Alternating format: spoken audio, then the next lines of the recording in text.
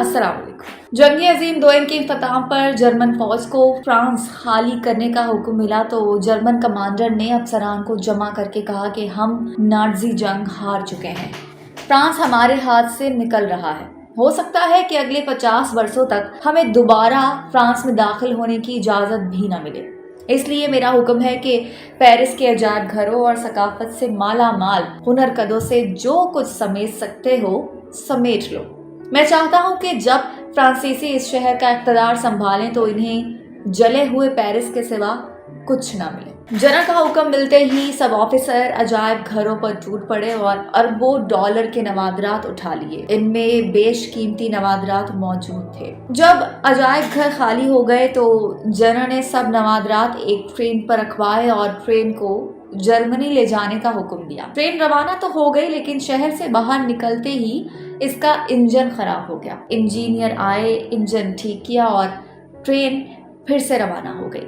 लेकिन 10 किलोमीटर तय करने के बाद इसके पहिए जाम हो गए। इंजीनियर आए, मसला ठीक किया और ट्रेन फिर रवाना हो गई। लेकिन चंद घंटों बाद बॉयलर फट गया। इंजीनियर आए और उसकी मुरम्मत की और ट्रेन फिर से चल पड़ी। ये सिलसिला जारी रहा। दोबारा से ट्रेन खराब हुई और इंजीनियर आए, उन्होंने मुरम्मत की और ट्रेन फिर से रवाना हो गई।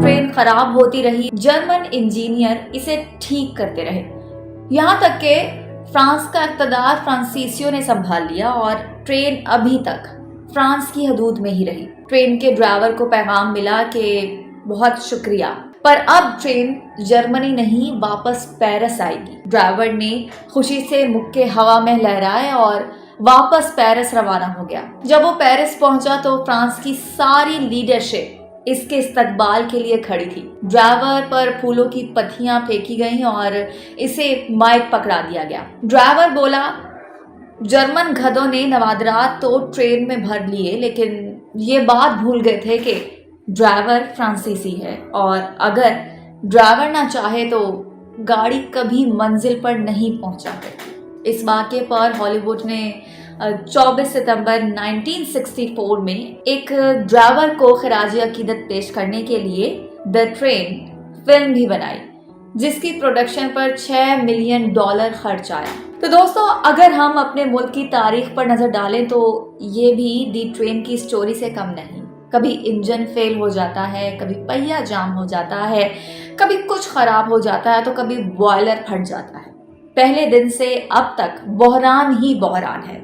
इस ट्रेन का ड्राइवर असल में कोई और है जो इसको मंजिल तक पहुंचने ही नहीं दे रहा। हम सबको मिलकर इस ड्राइवर को ढूंढना है और इसके लिए हमें पंजाबी, सिंधी, बलोची और पठान का रंग उतार कर सिर्फ पाकिस्तानी बनकर सोचना होगा, क्योंकि मुत्तहिद होंगे तो हमें कोई हरा नहीं सकेगा। हमें चाहिए कि हम हर पार्टी से बालातर होकर एक कौम बने, इससे पहले कि बहुत देर हो जाए।